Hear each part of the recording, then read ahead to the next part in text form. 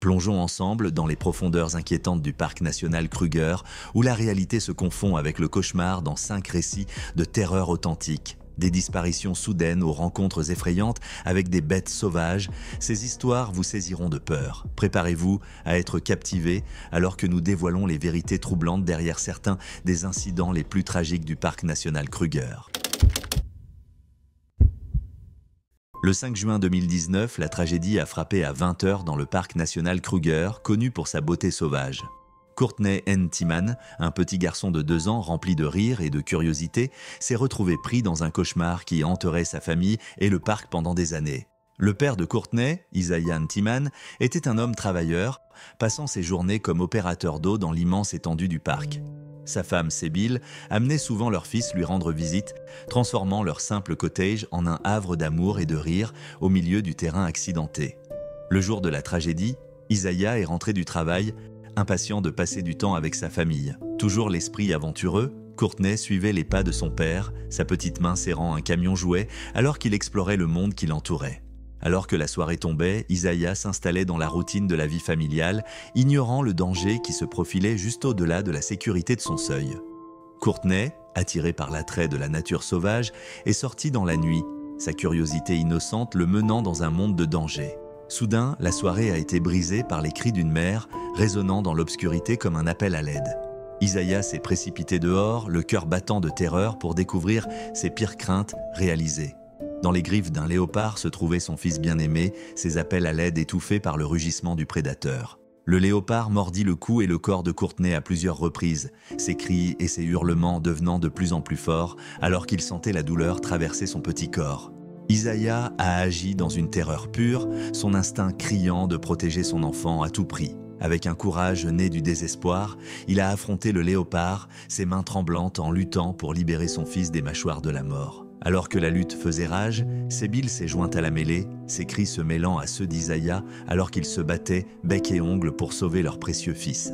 Isaiah a réussi à chasser le léopard avec un effort désespéré final, mais le mal était déjà fait. À la suite de l'attaque, Courtney gisait battue et brisée, son petit corps portant les cicatrices d'une bataille menée et perdue. Les larmes coulant sur leur visage, Isaiah et Sébille ont précipité leur fils à l'hôpital, priant pour un miracle qui ne viendrait jamais. Malgré les meilleurs efforts des médecins, Courtney a succombé à ses blessures, son petit cœur battant son dernier souffle sous les yeux de ses parents en agonie. Après sa mort, le parc national Kruger a plongé dans le deuil, son vaste étendue de nature sauvage éclipsée par le spectre de la perte et du chagrin. Après la brutale attaque contre Courtney, les gardes du parc et le personnel ont cherché le léopard, considéré comme un danger pour les humains et devant être tué immédiatement. Les gardes du parc ont réussi à localiser le léopard et à l'abattre, mettant fin à la menace qu'il représentait pour les autres personnes dans le parc. Alors que les jours se transformaient en semaines, des questions persistaient comme des fantômes, hantant les esprits de tous ceux qui cherchaient des réponses après la disparition tragique de Courtney. Comment un léopard avait-il pu franchir les défenses du parc ? Quelles mesures pourraient être prises pour empêcher qu'une telle tragédie ne se reproduise ? Certains ont supposé que l'empiètement humain dans l'habitat naturel du léopard avait enhardi l'animal.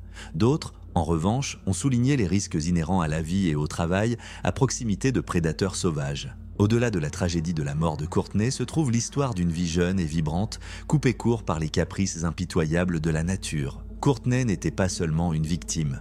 Il était un fils bien-aimé, un membre de la famille chérie et une étincelle lumineuse pour tous ceux qui le connaissaient. Son rire et son sourire, autrefois source de joie infinie, sont maintenant des souvenirs amers, chéris par ceux qui l'aimaient le plus.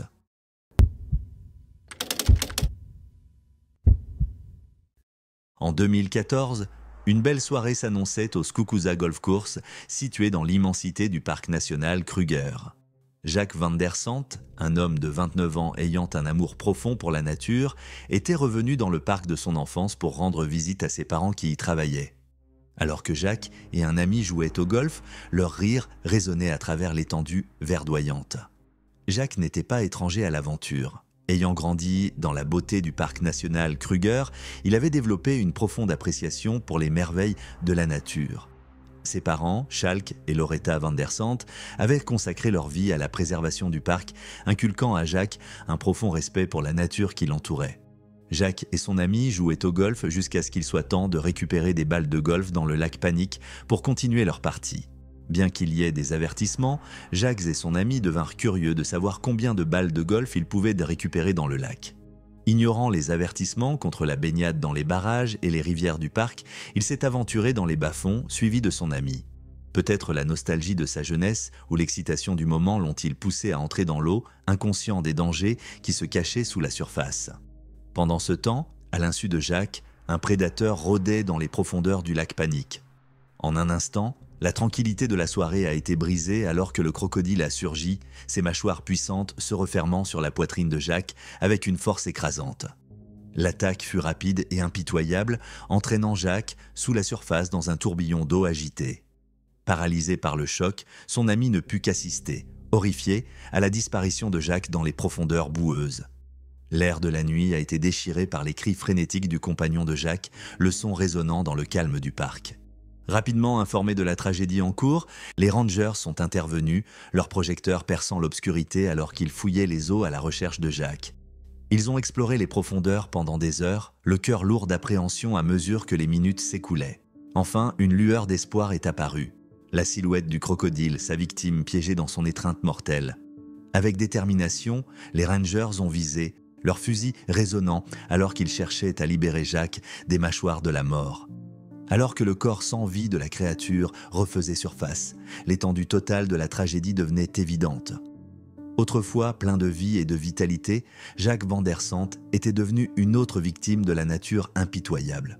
Son corps a été retrouvé sans aucun signe de mutilation, excepté les marques de dents présentes sur son torse et son dos. Sa mort prématurée a choqué la communauté soudée du parc national Kruger, laissant derrière elle tristesse et chagrin au sein de sa famille et de ses amis. À la suite de cet incident terrifiant, les spéculations allaient bon train quant à ce qui avait conduit à la mort de Jacques. Certains ont pointé du doigt le mépris imprudent des règlements du parc, citant l'interdiction de nager dans les barrages et les rivières comme une indication claire des dangers cachés sous la surface. D'autres ont remis en question l'efficacité de la gestion du parc, soulevant des préoccupations concernant les animaux prédateurs près des zones de loisirs.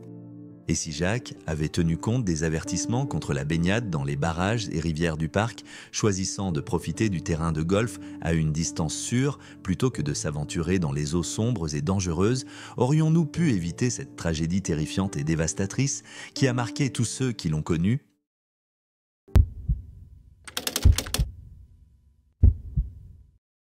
Au cœur du célèbre parc national Kruger en Afrique du Sud, Roland Kohler, un touriste suisse, entama un voyage rempli d'anticipation et d'émerveillement.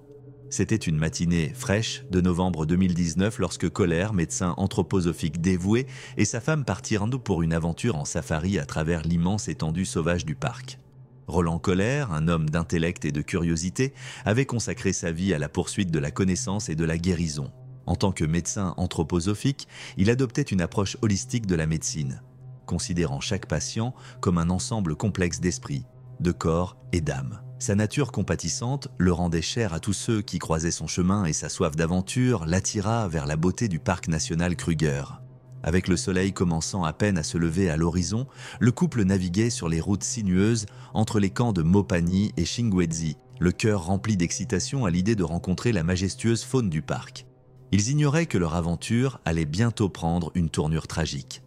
Alors qu'ils prenaient un virage, un convoi de taxis minibus passa en trombe, leur conducteur apparemment inconscient de la limite de vitesse de 48 km/h affichée. Les témoins se souvinrent plus tard des taxis dévalant la route avec un abandon imprudent, laissant une traînée de poussière et d'incertitude dans leur sillage. Au milieu de cette scène chaotique, le destin intervint de la manière la plus inattendue. Un girafon, innocent et sans méfiance, erra sur la route, ignorant le danger imminent. Avec un fort crissement de pneus, la tragédie se produisit lorsqu'un des taxis en vitesse heurta la gentille créature, la projetant sur la voie du véhicule de safari de Kohler. L'impact fut catastrophique. La girafe massive de 18 pieds et 740 kilos s'écrasa sur le toit du camping-car de Kohler avec une force écrasante, brisant la sérénité du matin et changeant le cours de leur vie à jamais. Le véhicule fut gravement endommagé et Kohler subit des blessures critiques tandis que sa femme ne fut que légèrement blessée. Au total, 4 personnes, dont Kohler et sa femme, furent blessées dans l'incident. Au milieu du chaos, les services d'urgence se précipitèrent sur les lieux, leurs sirènes hurlant dans une urgence désespérée. Les ambulanciers travaillèrent sans relâche pour stabiliser Kohler, ses blessures graves et son avenir incertain. Avec une blessure à la tête et une fracture mandibulaire, sa vie ne tenait qu'à un fil. Alors qu'il fut transporté par avion à la clinique Nelsprühen Mediclinic pour des soins médicaux urgents. Cependant, malgré les efforts des professionnels de santé, la bataille de Roland Kohler pour survivre allait bientôt prendre une fin tragique. Quelques jours plus tard, le 13 novembre 2019, Kohler succomba à ses blessures à l'hôpital Netcar Milpark de Johannesburg. Son décès choqua la communauté soudée des voyageurs et aventuriers qui avaient croisé son chemin dans l'étendue du parc national Kruger. À la suite de cet incident dévastateur, les autorités lancèrent une enquête sur les circonstances entourant la mort de Kohler. Initialement, un cas de conduite imprudente fut ouvert contre le chauffeur du minibus. Ses actions furent considérées comme le catalyseur des événements ayant conduit à la tragédie. Cependant, avec la mort de Kohler, l'accusation fut portée à l'homicide involontaire. SANParks, gardiens du parc national Kruger, rappelèrent aux visiteurs de faire preuve de prudence et de respecter la faune qui appelait le parc leur maison. Avec l'application des amendes pour excès de vitesse et les caméras de surveillance prêtes à surveiller les routes, le message était clair, il n'y a pas de seconde chance dans le royaume de la nature. Au milieu des réflexions et des rappels, des questions persistaient dans l'esprit de ceux qui avaient été témoins de la tragédie. Et si les taxis avaient respecté les limites de vitesse? Et si la girafe n'avait pas été là en premier lieu? Une histoire poignante de cupidité, de chagrin et de rétribution s'est déroulée dans le vaste et majestueux paysage du parc national Kruger, où la savane africaine s'étend comme une tapisserie sans fin sous un ciel immense. Au milieu de la diversité de la faune et de la beauté naturelle intacte, les désirs humains se sont heurtés aux dures réalités de la nature, donnant lieu à un drame poignant qui résonne avec les luttes intemporelles de la vie et de la survie. Tout a commencé avec un homme dont le nom s'est depuis perdu dans l'obscurité. Il était un présumé braconnier de rhinocéros, attiré par la promesse du profit et la tentation de richesses faciles. Sa vie avant le parc national Kruger était trouble, enveloppée de mystères et de spéculations. Certains murmuraient un passé trouble, d'autres un présent désespéré, mais la vérité restait insaisissable. Avec lui se trouvaient 4 complices, leurs visages obscurcis par l'obscurité de la nuit alors qu'ils s'aventuraient au cœur de la nature sauvage. Leur objectif ? Chasser le majestueux rhinocéros, une créature dont l'existence même était menacée par la demande insatiable de sa corne. Bien que le braconnage soit illégal, car les rhinocéros sont désormais en danger critique d'extinction, certains voulaient toujours les chasser pour leur prix élevé, allant de 27 000 $ la livre à 1 700 $ l'once. C'est 400 $ de plus que l'or. Il n'est donc pas surprenant que ces braconniers aient voulu obtenir des cornes de rhinocéros. Armés d'armes et motivés par la cupidité, ils traquaient leur proie avec une détermination impitoyable, sans se soucier des conséquences qui les attendaient. Mais la nature, avec son sens de la justice, avait d'autres plans. Alors qu'ils s'enfonçaient plus profondément dans le parc, leurs pas résonnant dans la nuit, le destin intervint sous la forme d'un éléphant, un animal imposant dont la rage ne connaissait pas de limite. Avec une soudaineté qui les prit au dépourvu, la créature massive chargea, ses défenses brillant sous la lumière de la lune, alors qu'elle déchaînait sa colère sur les intrus qui osaient pénétrer sur son territoire. Dans le chaos qui s'ensuivit, le présumé braconnier trouva la mort, sa vie éteinte en un instant par la force brute de la colère de la nature. Ses compagnons, saisis de peur et de panique, s'enfuirent dans l'obscurité, abandonnant le corps sans vie de leurs camarades déchus. Mais la vengeance de la nature n'était pas encore complète. Dans les jours qui suivirent, une équipe de recherche fouilla la nature sauvage à la recherche de l'homme disparu. Leurs efforts, entravés par l'immensité du parc et la nature insaisissable de leur proie. Finalement, leur persévérance fut récompensée lorsqu'ils tombèrent sur une scène macabre qui témoignait de l'efficacité brutale de la nature. Parmi les broussailles, ils découvrirent tous les restes du présumé braconnier, nettoyé par une meute de lions dont la faim ne connaissait pas de limite. Tout ce qui restait était un crâne humain et un pantalon. Alors que la nouvelle de la tragédie se répandait, le directeur exécutif du parc, Glenn Phillips, offrit ses condoléances à la famille du défunt, déplorant la perte insensée de vie qui s'était produite. Mais même alors qu'il parlait, les rouages de la justice étaient déjà en marche, car 3 des complices du présumé braconnier furent appréhendés et traduits en justice. Pour eux, comme pour leurs camarades déchus, le prix de leur crime serait payé en totalité. Mais au milieu de la tragédie, de nombreuses questions persistaient, notamment: qu'est-ce qui a poussé ces hommes à risquer leur vie à la recherche de la corne de rhinocéros? Et peut-être la plus effrayante de toutes, Quelles autres horreurs se cachent dans les profondeurs du parc national Kruger, attendant d'être révélées? Et si leur cupidité ne leur avait pas fermé les yeux aux dangers qui se cachaient dans l'ombre? Et s'ils avaient tenu compte des avertissements et respecté la sanctuarité du parc? Et si, en fin de compte, la rétribution de la nature était un avertissement pour nous tous? Au cœur du parc national Kruger, au milieu de ses panoramas majestueux et de sa beauté sauvage et indomptée, deux femmes se sont lancées dans une aventure destinée à se terminer en tragédie. Entourées par la puissance brute de la nature et la sauvagerie imprévisible, leur périple, qui avait commencé par l'excitation et le frisson de l'exploration, a pris une tournure soudaine et déchirante, rappelant de manière sobre la réalité redoutable et souvent impitoyable du parc. La première femme, une employée chevronnée de Sandparks, avait consacré sa vie à la protection et à la préservation du parc national Kruger.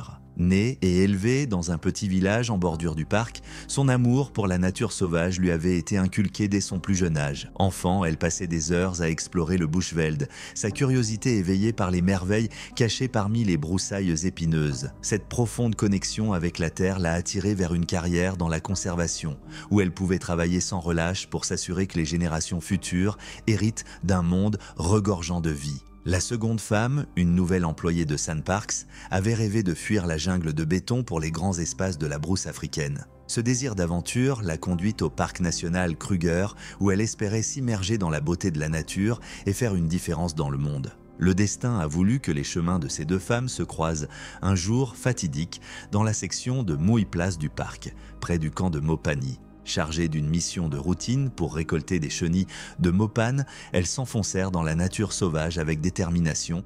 Elles ignoraient que leur périple prendrait une tournure inattendue, les plongeant dans un cauchemar dont elles ne se réveilleraient jamais. Tout a commencé par un bruissement dans les broussailles, un léger son qui leur fit frissonner l'échine. Senti le danger, les femmes se sont arrêtées, leur sens en alerte maximale, alors qu'elles scrutaient l'horizon à la recherche de signes de trouble. Et puis, comme un éclair, les éléphants apparurent, leurs formes massives se dressant contre l'horizon de la savane. En un instant, le chaos a éclaté alors que les éléphants, agités par la présence d'intrus, chargèrent avec une fureur primordiale.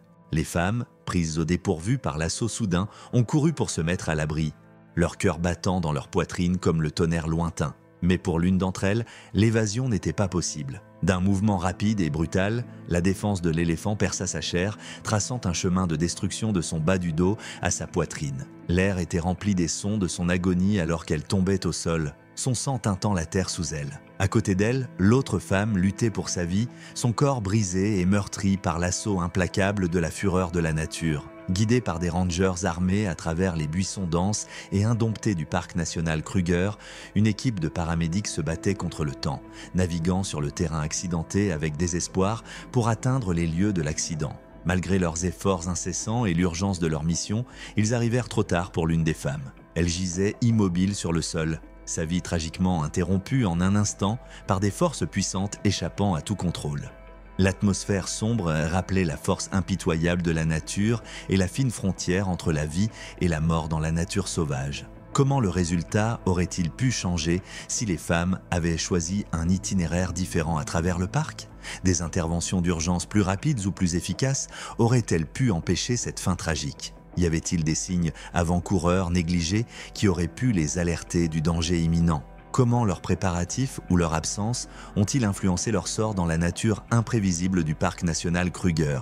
Réfléchir à ces questions pourrait non seulement éclairer les circonstances qui ont conduit à ce chagrin, mais aussi servir de leçon cruciale pour les futurs aventuriers. Comprendre ces aspects peut aider à souligner l'importance de la préparation, de la vigilance et de l'action rapide face aux défis imprévisibles de la nature.